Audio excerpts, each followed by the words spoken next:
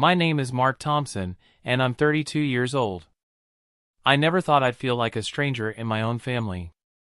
My dad worked hard his whole life to create something meaningful, a legacy for my sister, Jessica, and me. He was my hero, a man who valued family and taught us about trust and honesty. But everything changed after he passed away. Jessica, my only sister, became someone I barely recognized. Growing up, we were close, always there for each other. I thought that bond would never break. But on the day of Dad's funeral, I saw a different side of her, cold and distant, nothing like the sister I knew. A week later, Jessica asked me to meet with Dad's lawyer to discuss the inheritance. I showed up, expecting a simple talk about dividing what Dad had left behind. I didn't want much, just enough to remember him by and start fresh. But as soon as I walked into that office, something felt off. Jessica sat across from me, calm and confident. I didn't know what she was planning. The lawyer placed a thick stack of papers in front of me. "Mark," he said, "Jessica now has complete control over your father's estate." He explained that Dad had signed everything over to her, leaving me with nothing. It felt like a punch in the gut. "What? That can't be right," I said, looking from the lawyer to Jessica, hoping she'd explain. Jessica barely looked at me. "It's all legal, Mark. Dad made his decision. You have a week to pack up and move out of the house. After that, it's mine." I couldn't believe it. The family home, the one Dad worked his whole life for, was now hers alone. I had nothing. Stunned, I watched her leave without a word, leaving me to deal with the reality of her betrayal. I was left with no family, no home, and nowhere to go. That night, I packed up my things, feeling a mix of anger and disbelief. How could Jessica do this? The sister I once protected had turned into a stranger, driven by greed. I closed the door behind me, knowing I'd never see that house again, and walked into an uncertain future. But I promised myself one thing: I wouldn't let her betrayal define me. I'd find a way to rebuild my life, no matter what. Starting over was harder than I thought. With only a few dollars, I rented a small, run-down apartment on the edge of town. I worked any job I could find, from waiting tables to stocking shelves, just to survive. Each night, I fell into bed exhausted, my body aching, my mind replaying the betrayal again and again. Losing both my father's legacy and the sister I trusted was a wound that wouldn't heal. But something in me refused to give up. I wanted to prove to myself, and to Jessica, that I was stronger than she thought. I kept working, saving every cent, and after months of hard work, things started to change. I landed a stable job at a mid-sized company. It wasn't fancy, but it was a fresh start, and for the first time in a while, I felt hopeful. That's when I met Sarah. She was the head of a large company, known for her sharp business skills and determination. We met at a work event, and we hit it off right away. Sarah was different from anyone I'd ever known, smart, caring, and ambitious. We started dating, and as time passed, I fell in love with her strength and kindness. With Sarah, I found a sense of stability and hope I hadn't felt in a long time. A year later, we got married in a small, private ceremony. Jessica didn't come, not that I wanted her there.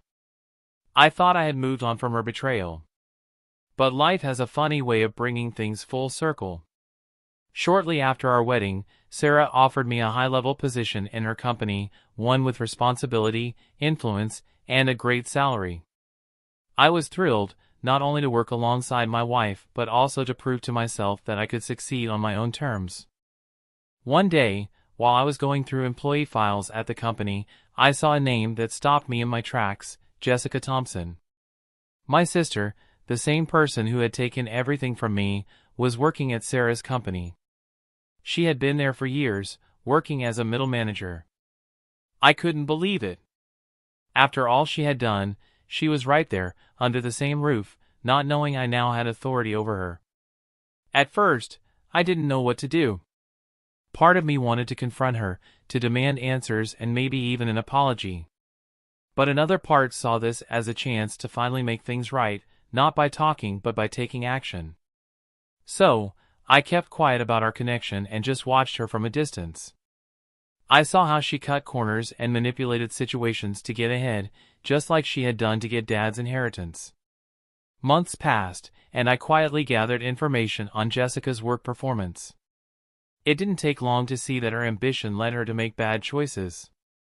Her record was full of complaints, unfinished projects, and signs of dishonesty.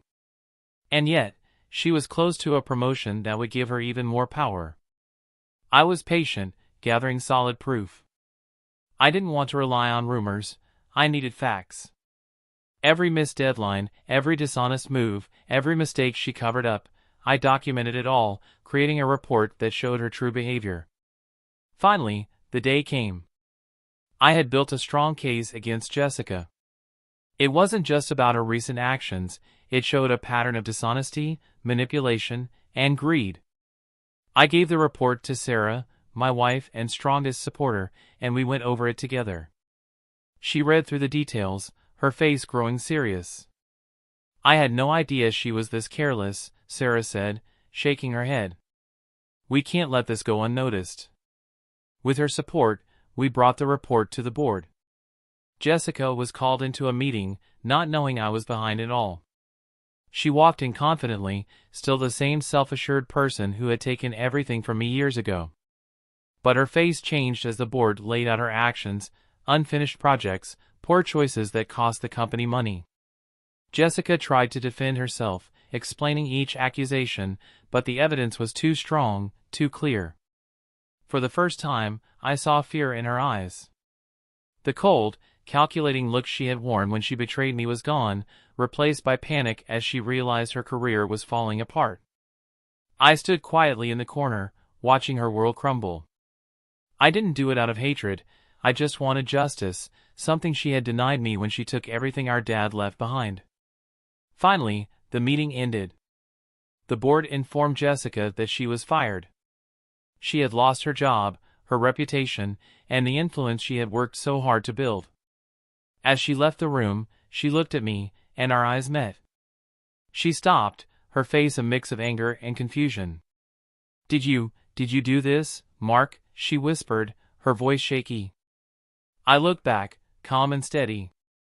"I didn't do anything, Jessica. You did this to yourself. I just made sure people saw the truth." She stood there, shocked, as I turned and walked away, feeling a sense of closure I had waited so long for. I didn't look back, and I didn't need to. Jessica was left to face the results of her own actions, just like I had to face mine years ago. In the days that followed, life went on. Jessica's exit caused barely a ripple in the company. Sarah and I kept building our lives together, and for the first time, I felt free from the weight of my past. Jessica's betrayal no longer haunted me, it was just a chapter one had finally closed. I had found my own path, my own success, and, most importantly, a family built on trust and love. As for Jessica, I don't know where she ended up. Maybe she learned from her mistakes, or maybe she kept going down the same path. But whatever happened to her, I knew that my life was no longer tied to hers. I had taken back control, found happiness, and finally left the pain of betrayal behind.